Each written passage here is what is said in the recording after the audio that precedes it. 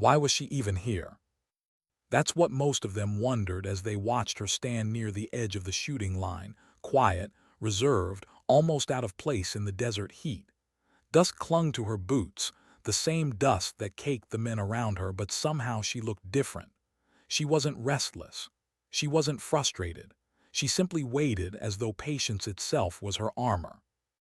The shooting range stretched wide beneath the sun.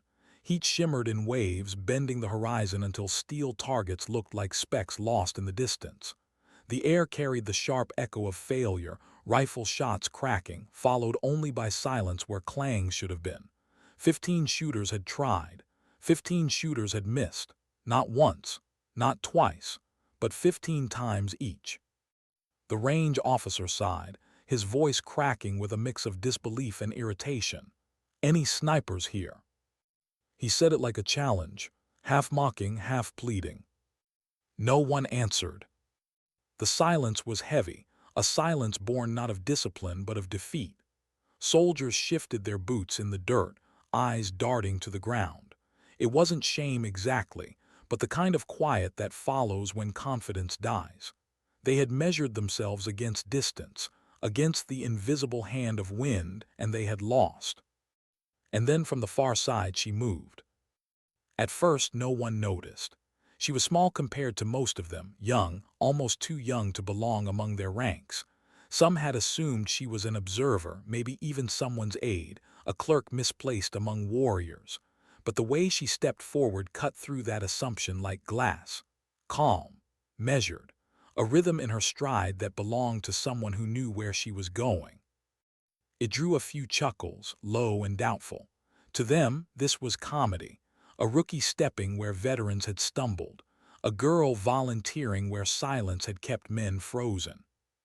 But she didn't flinch. She approached the platform and dropped to the ground with practiced ease.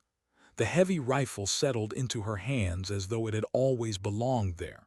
She unfolded the bipod, pressed it into the dirt, and tugged the sling with a small adjustment. The range buzzed with whispers, doubt, skepticism, but she tuned it all out.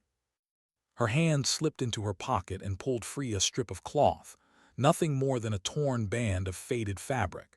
She held it up to the sky and watched it twist in the hot desert wind. Her eyes narrowed, calculating drift, reading the invisible language of air currents.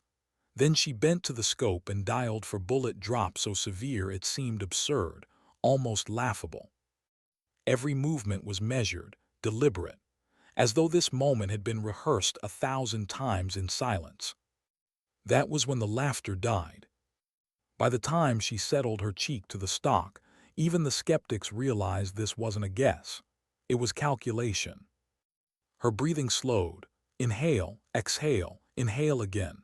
Each pause measured not in seconds but in heartbeats. The rifle cracked like thunder. The bullet vanished into the horizon, swallowed by heat and distance. For a moment there was nothing, only silence, only waiting. Then faint, impossibly faint came the sound. Clang! The steel target sang, struck clean at a distance most would never dare to attempt. The range froze. The officer blinked, as though doubting his own senses. She shifted slightly, adjusted, fired again. Another hit, then again. Another, 4 shots, 4 perfect strikes. A stunned silence followed, so heavy it felt like the desert itself had stopped breathing. One soldier whispered, "No way." Another cursed, unable to deny what his eyes had seen. But she didn't smile. She didn't bow or boast. She simply stood, brushed dust from her uniform, and walked back into the crowd. For her, it was never about recognition. It was about discipline, patience, faith in the craft she had mastered. And yet, what no one there knew was that each perfect shot had carried more weight than anyone could see. Because behind her calm exterior, behind the precision, lived something she had never shared. A memory, a reason, a silence deeper than the desert itself. She walked back into the shadows of the group, her head lowered just slightly, as if she hoped no one would follow her steps. But people did. The image of her lying in the dust, cloth twisting in the wind, rifle steady, eyes locked on a target they couldn't even see, that image stayed with them. It burned into memory, and for many of them it wasn't just awe they felt. It was a quiet discomfort, because what she had done forced them to question themselves. How could she, someone overlooked, someone underestimated, carve perfection where others had failed? The answer wasn't obvious. It never would be. Later, around mess tables and barracks bunks, men would whisper about that day. They would replay the officer's mocking question, "Any snipers here?" They would replay the silence, the laughter, the disbelief. And then they would replay the shots, one by one, each as impossible as the last. She never told them why she could do it. She never explained what it cost. But deep inside, as she walked away from the range, she carried the truth like a weight on her chest. She remembered the years of being ignored, the countless hours of training alone, long after others had gone to sleep. She remembered the times she had been dismissed, mistaken for someone who didn't belong. And perhaps worst of all, she remembered the night that had started it all.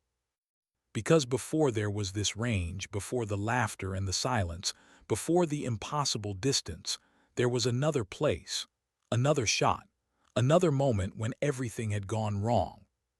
She had missed once before, and someone had paid the price. That was the part no one knew, not yet. For now they only saw the calm surface, the steady hands, the quiet girl who shattered distance with 4 perfect shots. But the truth was still waiting, buried beneath silence. And when it came, it would explain everything. Why had she been so calm? That's what kept echoing in the minds of those who saw her at the range that day. Most shooters carried nerves in their fingertips. Even the seasoned ones, steady, hardened, practiced, fought with the tremor that came when distance stretched into the absurd. At 4,000 yards, a bullet was no longer a bullet. It was a question tossed into the wind, waiting for nature to answer. And yet, when she laid down in the dust, it was as though the answer was already hers. But her calm wasn't born on that range.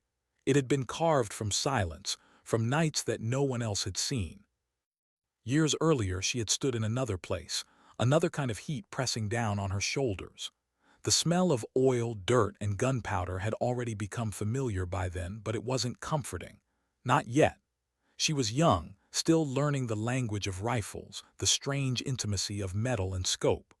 While others joked or leaned against sandbags, she worked quietly, always alone. Most of them didn't notice her at all. Some mistook her for a trainee who would quit within weeks. Others thought she was fragile, misplaced in a world that demanded hardness. A few laughed when she stayed long after hours, practicing small things over and over, shoulder weld, breathing, trigger squeeze. The little details that felt meaningless until they didn't. But she didn't care. Because what no one knew was that every quiet practice was a penance. There had been a night, long before the desert range, long before the question of any snipers here. A night when the silence after her shot hadn't been followed by a clang of steel. It had been followed by a scream. She never spoke of it, not to her instructors, not to the others, but she carried it with her in every drill, every moment of study. While they slept, she stayed awake, whispering numbers into the dark. Wind drift, elevation, Coriolis effect, equations that became prayers. Her body learned to endure discomfort, to let the ache of elbows digging into gravel fade until it was nothing. Her lungs learned to slow against panic, stretching breath into stillness. She wasn't training to be good. She was training so she would never fail again. The memory was always there. A mission gone wrong, a shot that should have landed, a person who should still be alive. Failure had a sound, and she had heard it. That was the wound beneath her quiet precision, the one no one saw. So when she lay down in the dust years later, the strip of cloth twisting in the wind, she wasn't just adjusting for drift. She was adjusting for the ghost that followed her. Every calculation was a vow. Every correction was an apology whispered to the past.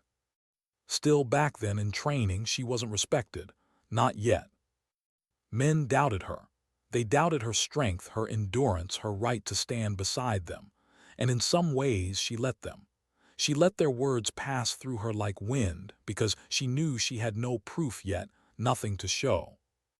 Until one night, under low lights and fading stars, an instructor stopped at the edge of the range. He had been watching longer than she realized. She was on her stomach, her cheek pressed against the stock of a rifle too heavy for her frame, working with stubborn repetition. He studied her in silence before finally asking, "Why are you still here?" She didn't look at him, didn't break her sight picture. She only whispered, "Because I missed once." It wasn't the kind of answer he expected. He frowned, confused, but he didn't press. Some things didn't need to be explained. Some things were already written in a person's eyes. From then on, he never mocked her. He never stopped her from staying late, never called her foolish. Instead, he began leaving small things on the bench, an extra box of rounds, a battered wind chart, notes scribbled on scraps of paper. Not gifts, challenges, tools. And she took every one. Her growth wasn't quick. It was slow, hard, painful, but it was relentless. She built herself out of failures, out of nights when her arms shook from fatigue, out of mornings when she couldn't feel her fingers from the cold. And yet, even as her skill grew, she stayed quiet. She never announced her progress, never asked for recognition. She carried herself like someone unworthy of applause, because deep inside she still believed that perfection wasn't triumph, it was simply the absence of failure. Years later, when she faced that 4,200-yard challenge, that belief followed her. The men around her thought she was chasing glory, trying to prove something. But the truth was, she wasn't trying to prove anything to them. She was trying to silence the voice in her head, the one that whispered about the night she had missed. That was why she didn't celebrate when the steel sang under her bullet. That was why she didn't smile when soldiers whispered in disbelief. For them, it was a miracle. For her, it was just another weight lifted, if only for a moment. But even as she walked back into the crowd that day, another truth was waiting. She knew it wasn't over.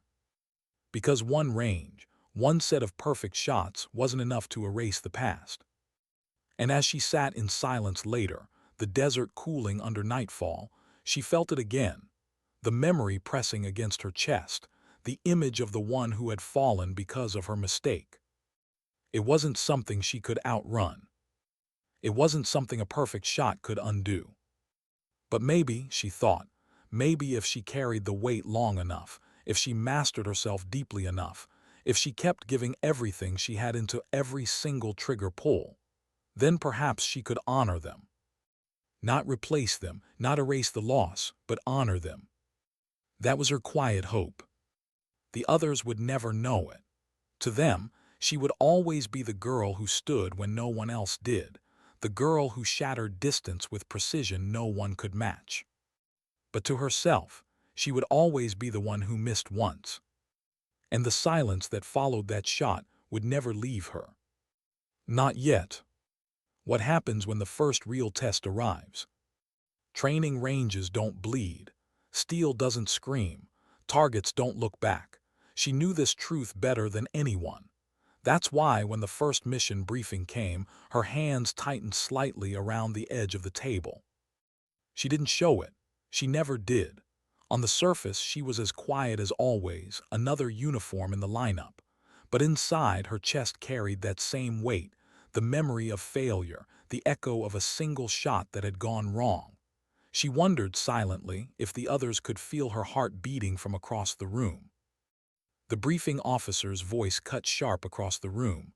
Recon team moving at dawn, elevated threat level, possible insurgent movement along the ridge. Our job is overwatch. Nothing gets past. Maps were passed down, coordinates, wind estimates, communication plans. Her eyes moved over them with focus, memorizing details as though they were lifelines, and in some ways they were. Because this time, there would be no room for silence.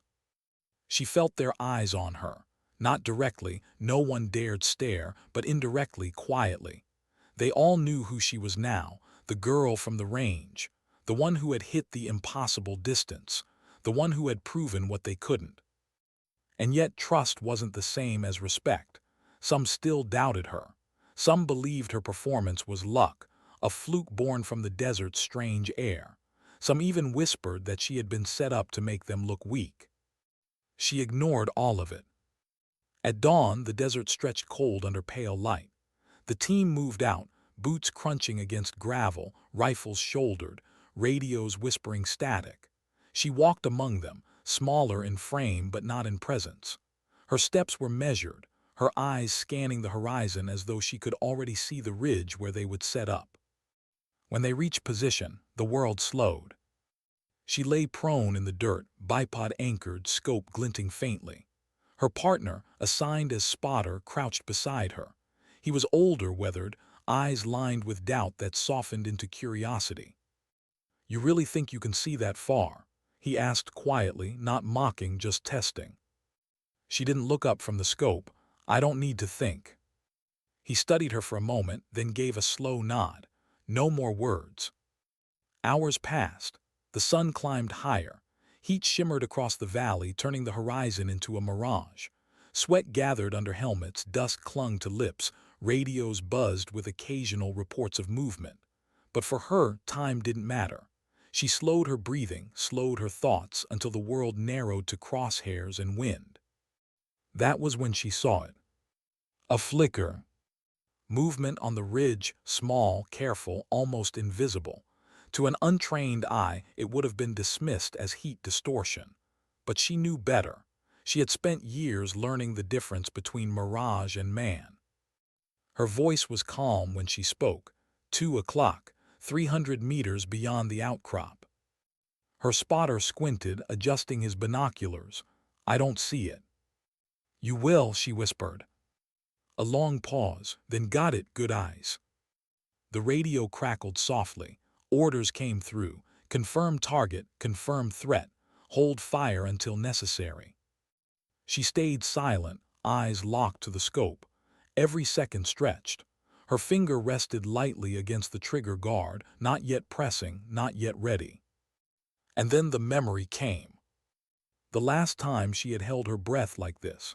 The last time her crosshairs had rested on a figure blurred by distance. The shot she had taken, the shot she had missed. Her chest tightened. Her breath caught. Her finger froze. "Take it," her spotter said quietly. "You've got it." But she didn't move, not yet. Because in her mind the old memory overlapped the new. The past and present blurred together, the valley before her now, and the one from years ago where she had failed. The sound of a rifle, the scream that followed. Her lips pressed tight. She shut her eyes for half a second, forcing the image back, forcing the ghost into silence. When she opened them, the scope was clear again. The figure on the ridge shifted, raising something metallic. "Rifle," she whispered. Permission came over the radio, short, cold, "Engage." Her breath slowed. Her body remembered what her mind doubted. Inhale, exhale, hold. The rifle cracked. The figure on the ridge fell. The valley went still. Her spotter let out a breath he hadn't realized he was holding. "Good shot." She didn't answer. Because inside she wasn't celebrating. She wasn't proud. She wasn't relieved. She was silent. And in that silence, she felt the weight of two truths pressing against each other. The one who had fallen because she had missed, and the one who had just fallen because this time she didn't. The team secured the position. Reports flowed. The mission moved on as if it were routine. But for her, nothing about it was routine. Every shot was a scar. Every pull of the trigger was a reminder. That night, as the desert cooled and the stars stretched endless above, she sat apart from the others. They laughed, trading stories to break the tension. She didn't join them. She stared into the dark, rifle across her knees, her face calm but her thoughts restless. Her spotter approached quietly, settling beside her without a word. After a long silence, he asked, "Why didn't you shoot right away?" She hesitated. Her fingers brushed against the rifle stock, tracing invisible patterns. "Finally," she said, "because I remember the last time I rushed." He didn't press. He only nodded, staring into the same darkness. But his silence meant something. For the first time, she felt that someone saw not her precision, not her calm, not her reputation, but the truth beneath it, the hesitation, the burden. She didn't know whether that made it easier or harder. The stars above burned cold, indifferent. The desert wind whispered across the ridge, and in the quiet between them, she wondered if the ghosts she carried would ever leave. She knew the answer. They wouldn't. Not yet. Why do they cheer the shot when she only feels the silence that follows? That question followed her long after the ridge. Word spread fast. Soldiers talked, as they always do, around mess tables, in barracks, on convoys rolling across cracked desert roads. They whispered about the quiet girl who had seen what no one else saw, who had steadied her rifle when others would have flinched. To them, it was proof. Proof that she wasn't just the girl from the range. Proof that she could do it in the field when it counted. Some began to respect her. Others still doubted, but their laughter had softened into unease. Because deep down they knew, if they were the ones lying in the dirt, watching that ridge through glass, would they have seen the movement before it was too late? Would they have hit? Or would they have missed as they had before? But to her, none of it mattered. When they slapped her shoulder or nodded silently as she passed, she only lowered her eyes. When they told the story again and again, she didn't correct them, didn't add a word. Because for her, the shot wasn't a victory. It was a necessity, and necessities don't deserve celebration. At night, when the desert fell into silence, she felt the same weight pressing down. The memory of her past mistake, the scream that had never left her ears, still followed. One shot hadn't silenced it. 10 wouldn't. 100 might not. She carried it alone. Until the day a new mission came, and everything shifted. The briefing was quiet, tense. Intelligence had reported movement through a valley town, supplies, weapons, maybe even leadership figures passing through under cover of night. The team was to move in, establish overwatch, and provide cover for a unit sweeping through the narrow streets. The risk was high. Civilians still lived there. Shadows blurred friend from foe. It wasn't the open desert anymore, where every figure on a ridge was a threat. Here, every shot carried consequences. As the officer laid out the plan, her stomach tightened. She didn't show it, but she felt it. This wasn't like the ridge. This wasn't distance measured only in yards and wind. This was distance measured in judgment, in moral weight, in the fragile line between protecting lives and ending them. When the mission began, the night was heavy with heat. The moon hung thin, barely shedding light. They moved silently, boots padding against sand and stone.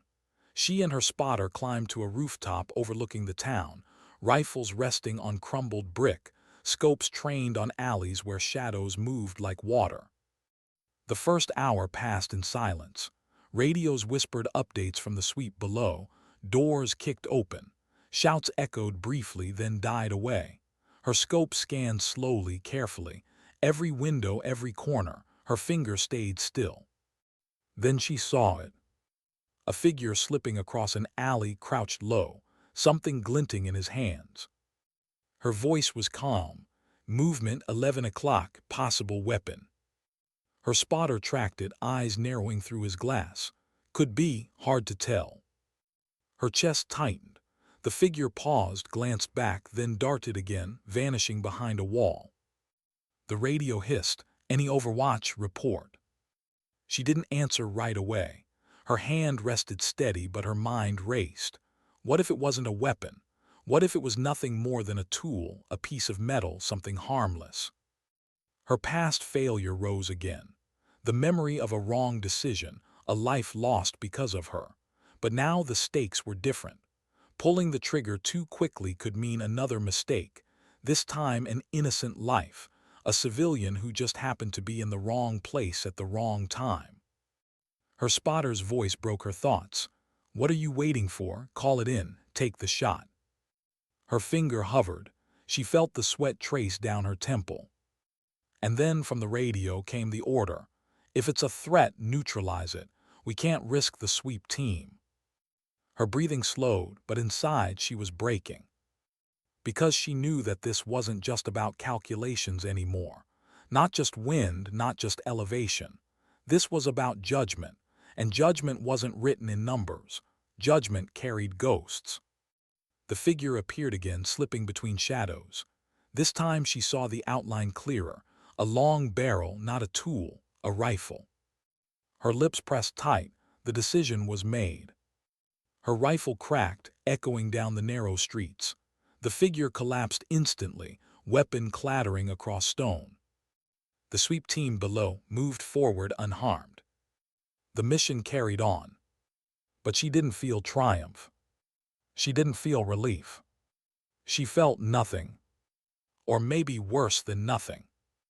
Because in that moment she realized what her skill had become. Not glory, not recognition, not even redemption. It had become judgment. Every time she pressed the trigger, she decided who lived and who didn't. And no matter how precise, no matter how careful, no matter how justified, it was a weight that grew heavier with every shot. When the mission ended, the unit returned in silence. Some soldiers clapped her on the back, thanking her for covering them. Others avoided her eyes, unsettled by the cold precision they had witnessed. She said nothing. Later that night, she sat alone on the rooftop where it had happened. The moon was higher now, casting silver light across the empty streets. She stared at the spot where the figure had fallen, her scope still resting against her cheek as if her eye couldn't leave the glass. Her spotter joined her quietly, lowering himself beside her. He didn't speak at first. He didn't need to. Finally he asked, "Did you see the rifle?" She hesitated, then nodded once. He let out a slow breath. "Then you saved lives." Her voice was low, almost a whisper. "Or I ended one that didn't need to be ended." He looked at her, but she didn't meet his eyes. And in the silence that followed, he understood. For her, it would never just be about saving lives. It would always also be about the one she had lost. She stood slowly, brushing dust from her knees. The rifle hung heavy in her hands, heavier than ever before. And as she walked back down the rooftop stairs, she knew that the weight wasn't going to leave her. Not tomorrow, not ever. Because she had crossed a line that night. Not the line between soldier and civilian, but the line between skill and judgment. And once crossed, that line never disappears. Why does respect feel lonelier than doubt? That was the question she found herself asking as the weeks bled into months, as mission after mission drew her further away from the people she served beside. At first, when she was underestimated, there was at least a kind of closeness to it. They mocked, they doubted, they dismissed her, but they acknowledged her presence. She was one of them, even if only as a target for jokes. But now they treated her differently. In the mess hall, conversations lowered when she walked in. Some nodded respectfully, others avoided her eyes entirely. A few even stood up and left, as though her presence carried a gravity they couldn't bear. She was no longer invisible, no longer underestimated. She was something worse, untouchable. Because soldiers told stories, and stories have a way of growing larger than the people inside them. The girl who hit 4,200. The girl who saw what no one else saw. The girl who never missed. She heard the whispers even when they thought she couldn't. "Don't sit next to her, she's cold as steel. You know what they say, right? She doesn't even blink when she pulls the trigger." None of it was true, not really, but truth never matters as much as myth. And the myth of her silence grew louder every day. It hurt in ways she didn't admit. She had never wanted applause, never asked for recognition. But she also hadn't asked for this. The distance, the isolation, the way even laughter around her felt forced, guarded, false. Her spotter was the only one who treated her the same. He didn't glorify her, didn't flinch from her silence. Sometimes he sat with her without speaking, just drinking his coffee slowly, letting the quiet stretch without weight.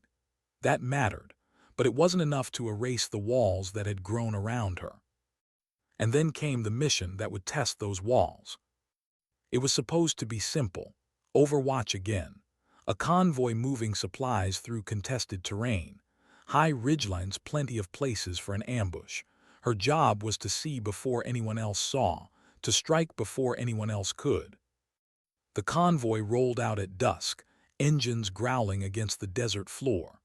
Dust plumes rose, catching the fading light. She and her spotter climbed ahead of them, taking position on a craggy outcrop overlooking the route. The view was endless. Open valleys, jagged ridges, long shadows stretching like scars across the land. It was beautiful in a way that hurt, the kind of beauty that reminded you how small you really were. She settled prone, scope sweeping the horizon. Her spotter adjusted his binoculars, his voice calm. Convoys moving slow, good visibility tonight. She didn't answer. Her eyes stayed pressed to glass, her breathing steady, her body sinking into the rhythm she had trained into herself over years. Scan, pause, adjust, scan again. And then came the silence. Not the silence of peace, not the soft quiet of desert wind. This was heavier, denser, the kind of silence that warned you something was wrong. She felt it first, before she saw it, a stillness in the landscape, an absence in the rhythm of movement. Then she caught it. A flash of metal, the faintest outline of a figure pressed against the ridge half a mile out. "Contact," she whispered. Her spotter adjusted quickly. "Yeah, I see it. Looks like glass scope reflection. Sniper." Her chest tightened. Another sniper watching the convoy, waiting. The radio hissed softly. "Any overwatch?" Her voice was calm. "Sniper, ridge, bearing northeast, high position." There was a pause, then the order, "Take it." But it wasn't that simple. The angle was sharp. The figure was partially hidden by rock. The wind drift was shifting hard across the valley floor.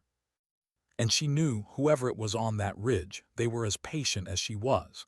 They were lying still, waiting for their chance.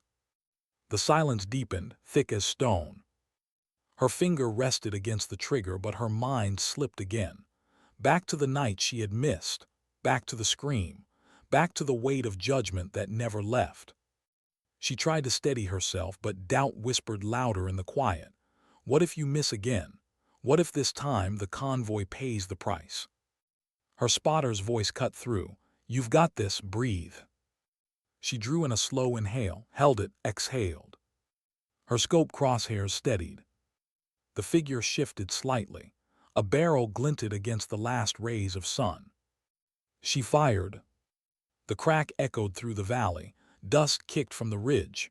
For a breathless second, nothing moved. Then the figure collapsed. Her spotter let out a breath. Direct hit. The radio confirmed it. The convoy moved forward unharmed. Mission successful. But inside she didn't feel success. She felt the silence again, louder this time, heavier.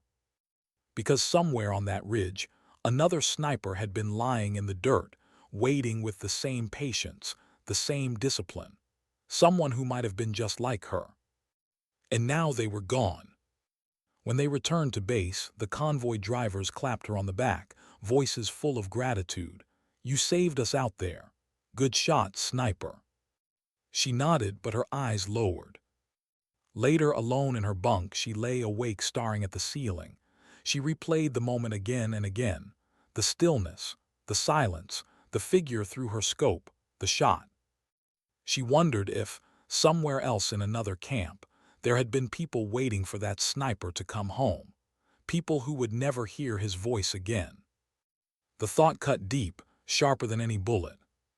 For the first time, she whispered into the dark, words no one else would ever hear. "I don't know if I can carry this." Her voice cracked on the last syllable. And in that moment, she realized something she hadn't before. The silence wasn't just following her. The silence was inside her. And if she didn't find a way to face it, it would consume her. How long can a soldier carry silence before it becomes a wound? That was the question she lived with now. She moved through the days like a shadow, respected, needed, but never reached. The men around her no longer mocked, no longer doubted. They trusted her aim more than they trusted their own heartbeat. But that trust came at a cost. It put her higher on a pedestal she had never asked for. And the higher you are placed, the more alone you stand. Every mission now began the same way. Maps unfolded across briefing tables. Officers pointed to ridges, rooftops, valleys, and every time their eyes found her. Overwatch, you've got the call. Those words became her burden, because what they were really saying was, we'll move forward but only because you're watching. We'll risk our lives but only because your finger is steady. She nodded every time, but inside, the silence pressed harder. She didn't want their lives in her hands. Not like this. Not when she already carried the weight of the one she had lost. And yet, mission after mission, the weight grew heavier. She watched over convoys, patrols, raids. She saw movement before others did. She took shots others couldn't. She saved lives. She heard the gratitude, the whispered stories, the myth growing larger around her name. But when the shooting stopped and the desert fell quiet, she always ended up the same, lying awake in the dark, staring at ceilings that never answered back. The silence ate at her, until one night it finally cracked. It was after another mission, another perfect shot, another figure falling in the distance. The unit returned safe, their laughter echoing down the halls. She slipped away, sitting outside against the wall, rifle leaning beside her, stars cold above. Her spotter found her there. He had grown used to her silence, but tonight he studied her longer, eyes narrowing slightly. "You ever sleep?" he asked. She didn't look at him. Sometimes. Sometimes isn't enough. She shrugged, tracing her finger against the rifle's stock. The wood was smooth where her hand had worn it down. Sleep doesn't help. He was quiet for a moment. Then he asked something no one else had dared. "What's eating you?" The question landed heavy. She didn't answer, not at first. She wanted to. She wanted to spill the truth, to tell him about the night she had missed, about the scream that never left her. But the words caught in her throat, locked behind walls built from guilt. Finally she whispered, "I made a mistake once." He tilted his head. "Everyone makes mistakes out here." "Not like this." Her voice cracked, and for a heartbeat she hated herself for it, for letting it show. She wanted to retreat into silence again, to bury it. But something in his face stopped her. He didn't pity her, he didn't flinch, he just waited. So she let the words out, fragile and broken. "I missed, someone died because of me." The silence that followed wasn't heavy like before. It was softer, shared. Her spotter nodded slowly. "And that's why you never miss now." She closed her eyes. "That's why I can't." He leaned back against the wall, arms crossed loosely. "Then maybe the question isn't whether you can carry it. Maybe the question is whether you'll let it crush you." She didn't respond, she couldn't. But his words stayed with her. Long after he left, long after the stars faded into dawn, they echoed in her chest. Because deep down she knew he was right. The silence wasn't going away. The ghosts weren't leaving. But maybe, just maybe, the weight didn't have to destroy her. Maybe she could learn to carry it differently. That thought lingered as the next mission came. This time it wasn't a convoy or a ridge. It was a village raid, suspected safe house, possible weapons cache. The unit would move in at night, searching house to house. She and her spotter would take position above, eyes on the narrow streets. The village was quiet when they arrived. Too quiet. Windows shuttered, doors barred, lanterns extinguished. The kind of quiet that made every sound feel louder, every step heavier. She lay prone on a rooftop, scope sweeping the alleys. Shadows stretched across stone walls. The radio whispered updates as the unit moved house to house. Then she saw it. A figure darting across a rooftop opposite her, moving fast, crouched low. Her voice cut through the comms. Movement, rooftop bearing east. The unit froze below, pressing against walls. Her spotter tracked with his glass. Can't see a weapon. Her chest tightened. Again the doubt, again the judgment. The figure paused, glancing back. For a split second she saw it clearly, a child, barely more than a teenager, carrying not a rifle but a satchel strapped across his chest. Her finger froze. The radio hissed, "Call it, is it a threat?" Her spotter's voice was low. Bag could be explosives. Her breathing faltered, the crosshairs shook. In her mind, two images collided, the scream from her past and the silence from every shot since. The line between them blurred. If she fired and it was explosives, she would save lives. If she fired and it wasn't, she would carry another ghost. Her hands trembled. For the first time in years, her discipline cracked. Her spotter's voice cut through. "What do you see?" She swallowed hard. "I see I don't know." The figure moved again, slipping into shadow. The radio barked, "Do we have the shot or not?" Her lips pressed tight. She forced her breathing to steady, forced the world back into focus. And then slowly, she lowered her rifle. "Negative," she whispered. The unit below moved cautiously, sweeping the alleys. Minutes passed like hours. Then the call came over comms. Kid ran, satchel empty, just food. Her chest collapsed with the weight of relief and shame colliding together. She had held fire, she had been right, this time. But the thought clawed at her. What if next time she was? The mission ended without casualties. The village was cleared. The unit returned safe. But she wasn't safe. Back at base, she sat alone again, rifle across her knees. Her spotter approached, studying her. "You made the right call," he said. Her eyes stayed low. "Or I got lucky." He shook his head. "Luck doesn't look like what you did. That was judgment, that was restraint." But she didn't feel like a hero. She didn't feel like the myth they whispered about. She felt like a girl sitting under the weight of choices too heavy for anyone to carry. That night as she lay awake, the silence pressed harder than ever. Because she realized something terrifying. The more they depended on her, the heavier her silence would grow. And one day, it might break her completely. What happens when silence no longer protects you, but begins to consume you? For months she had carried it like armor. Every unspoken word, every withheld emotion, every long stare into the scope became a wall between her and the world. Soldiers thought it made her strong. They believed her silence was discipline. But the truth was simpler, darker. Silence was the only way she could survive herself. Until it began to crack. The mission that broke her didn't start any differently than the others. A sweep through a hostile valley. A small unit moving under her overwatch. Her spotter at her side, the same rhythm they had rehearsed 100 times. The morning was quiet, too quiet. The kind of quiet that makes you wonder if even the birds know something you don't. She scanned the horizon, crosshairs sweeping across ridges and shadows. At first nothing, then she caught it. A shimmer, a figure shifting into position on high ground. Her voice was calm. "Sniper 2 o'clock, range 800. Her spotter confirmed quickly. "Yeah, got him, he's setting up." The radio hissed, "Take the shot." Her breathing slowed.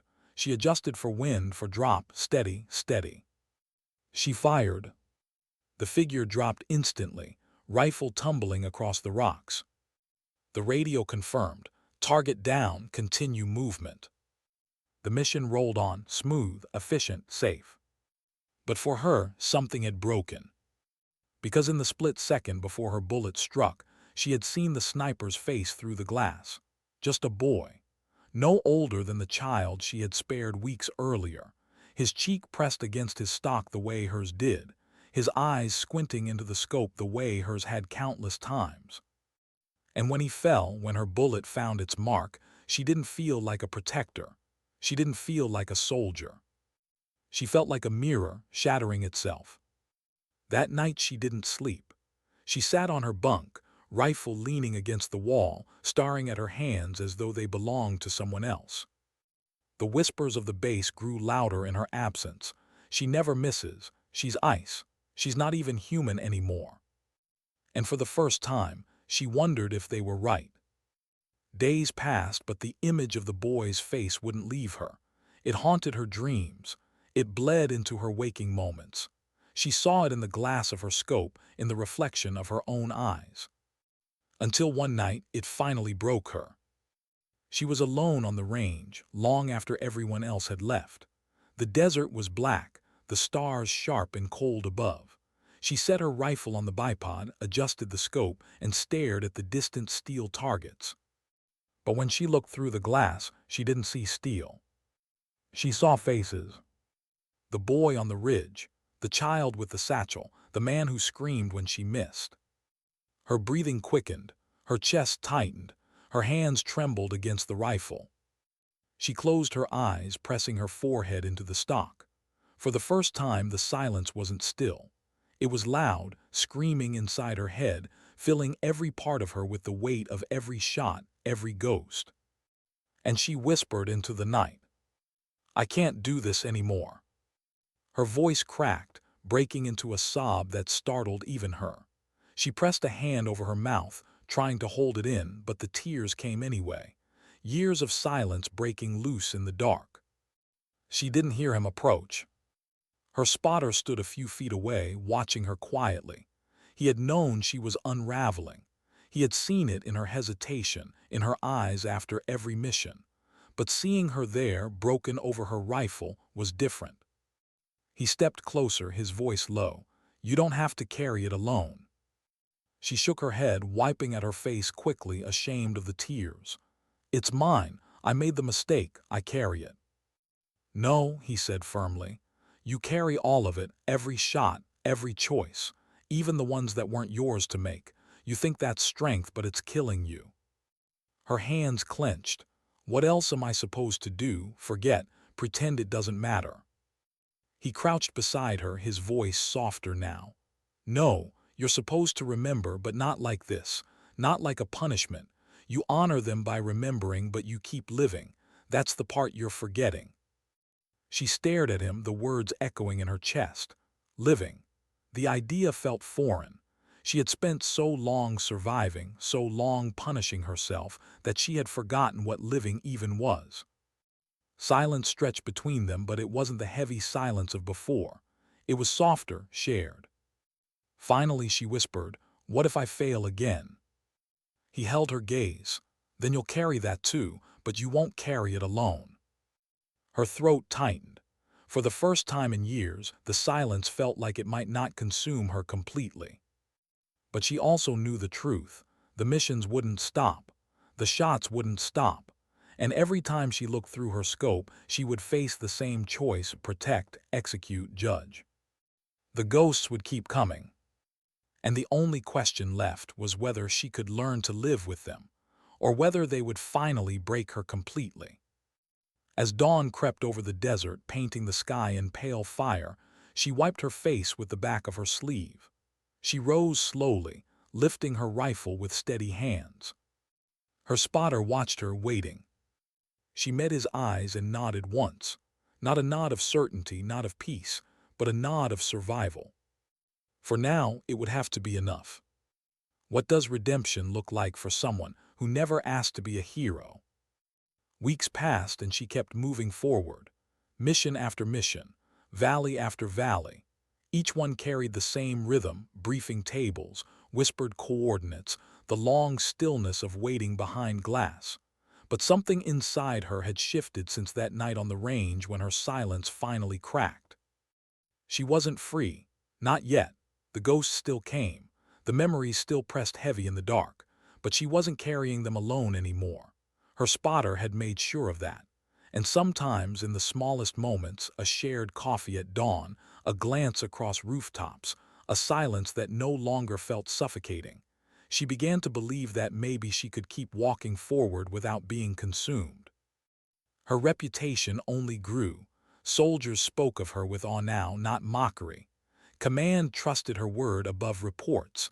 She had become more than a marksman. She had become a symbol. But she hated that word. Because symbols don't bleed. Symbols don't wake in the night with trembling hands. Symbols don't whisper apologies into the dark. And she was no symbol. She was just a girl who had missed once and never forgiven herself. The final mission came on a night heavy with silence. The kind of silence that feels like the world itself is holding its breath. Intelligence had tracked a convoy moving under cover of darkness, weapons, fighters, leaders. Stopping it could mean saving hundreds of lives. Missing it could mean losing everything. They moved into position before dawn, climbing high ground above a winding road. The sky was pale with the first trace of light. The convoy appeared slowly, headlights cutting through dust. Trucks, armored carriers, men with rifles riding exposed. Her spotter crouched beside her, calm but tense. "We've got one chance at this. You ready?" Her cheek pressed against the stock, her breathing slowed. "Always." Through the scope, the world narrowed to crosshairs and movement. Every detail sharpened. The lead truck, the mounted gunner scanning the ridges. The second truck, heavier, canvas-covered. Her spotter's voice was low. "Middle truck, that's the one carrying leadership." She nodded, adjusted, calculated. But then something caught her eye. At the edge of the convoy, among the rifles and weapons, she saw movement too small, too hesitant. A child, barely 12, clinging to the back of a truck, face streaked with fear, eyes wide. Her chest tightened. The ghosts roared inside her. The boy on the ridge, the child with the satchel, the man she had missed, the faces she carried every night, they were all here, staring back at her through the glass. Her finger trembled against the trigger. The radio hissed, "Overwatch, do you have eyes? Call it." Her spotter's voice was urgent. "We don't get a second chance. That's the leadership truck. Take it." She didn't move. Her breath stuck in her chest. She felt the weight of every decision she had ever made pressing against her finger. Then slowly she whispered, "Not yet." Her spotter stared at her. "What are you doing?" Her eyes stayed locked on the scope. The child back of the truck. A pause, then his voice softened. "I see it." The radio barked again. "Overwatch status." Her spotter answered before she could. "Stand by." Seconds stretched. The convoy rolled forward. Every breath was a countdown. She steadied herself. Inhale, exhale. Her lips moved in silence, words no one else could hear. "Forgive me for all of it." Then, with a final adjustment, she squeezed the trigger. The shot cracked through the morning air, echoing across the valley. The middle truck erupted, engine smoking, tires blown. Men scrambled in confusion, weapons firing blindly into shadows. The convoy fractured, chaos ripping through the formation. But the child leapt from the back, stumbling into the dust, alive. The unit below surged forward. Radios screamed. Orders cut through the chaos. Gunfire erupted from all sides. She stayed locked to her scope, providing cover, her shots deliberate, precise, controlled. One by one, threats fell. Not quick, not reckless. Each shot was weighed, judged, chosen. Minutes felt like hours, and then suddenly it was over. The convoy was destroyed, survivors captured, the road silent again. She lowered her rifle slowly, her arms trembling. Her spotter looked at her, eyes searching.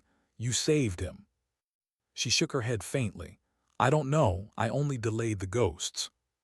But when she looked down at the valley, at the child being led to safety by soldiers who shielded him from the wreckage, she felt something stir inside her chest.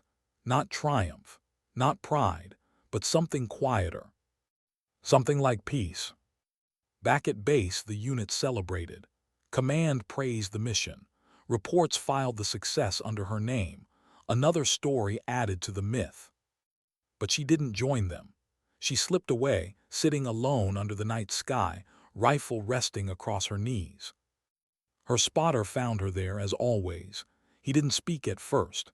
He simply sat beside her, sipping coffee from a dented cup. Finally, she asked, "Do you think it ever ends, the ghosts?" He stared into the dark, his voice low. "No, but maybe that's the point. Maybe we're not supposed to bury them. Maybe we're supposed to carry them, just not alone." She closed her eyes, letting the words settle.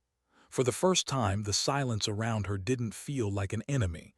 It felt almost like a companion. And in that moment, she understood.